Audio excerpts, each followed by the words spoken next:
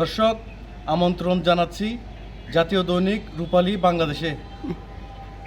Teknaf model থানার আওতাধীন বাহারছড়া এলাকার শীর্ষ অপহরণকারী বদরুদ্দোজা প্রকাশ বদরুজ অবশেষে টেকনাফ থানা পুলিশের কাছে আটক হয়েছে এবং বিপুল পরিমাণ অস্ত্র এবং গুলি উদ্ধার করতে সক্ষম হয়েছে।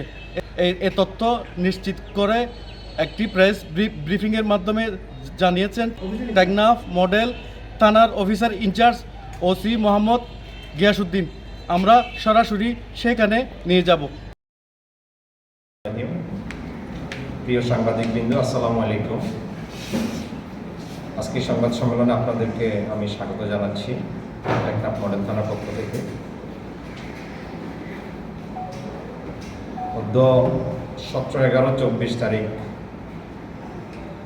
ভোর 4:15 সময় বাহারছড়া ইউনিয়ন উত্তর শিলখালী এলাকা হতে আমার নেতৃত্বে বাহারছড়া তদন্ত কেন্দ্রের ইনচার্জ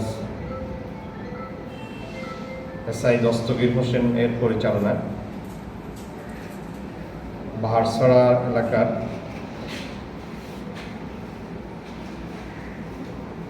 ডাকাত বদরুদ্দোজা প্রকাশ বধু পিতামিত মাওলানা সুলতান আহমদ, গ্রাম উত্তর শিলখালী 3 নম্বর ওয়ার্ড, বাহারছড়া ইউনিয়ন, টেকনাফ কক্সবাজার।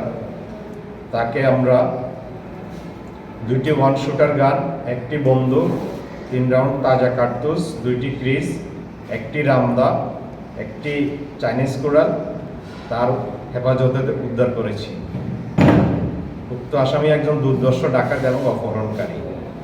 সে বাহারছড়া এলাকা এবং হোয়াইটং এলাকায় স্থানীয় কৃষকদেরকে এবং লোকজনকে অপহরণ করে নিয়ে পাহাড়ে নিয়ে বিভিন্ন সময় তারা মুক্তিপণ চায়।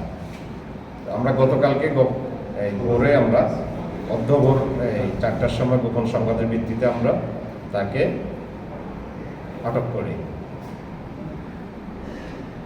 এবং সে আমাদের হেফাজতে আছে।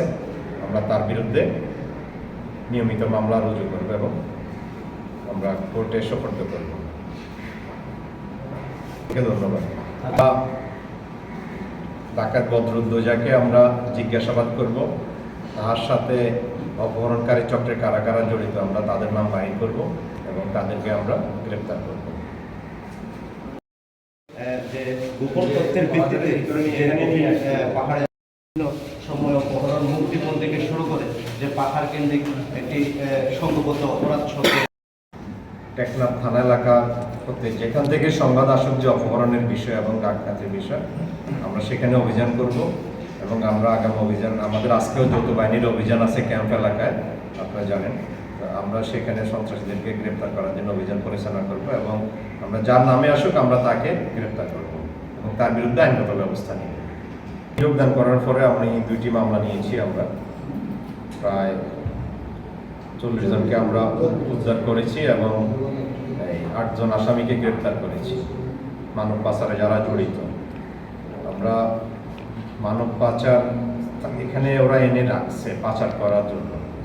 আমরা মানব পাচারকারীদেরকে শনাক্ত করতেছি এবং তাদেরকে গ্রেপ্তার করার চেষ্টা করতেছি এবং কিছু গ্রেপ্তার করেছি এবং সামনে সিজনে শুনেছি যে এখানে মানব পাচার বেড়ে যায়। এই বিষয়ে আমাদের টহল বৃদ্ধি এবং আমরা তথ্য নিয়ে তাদেরকে গ্রেপ্তার করব।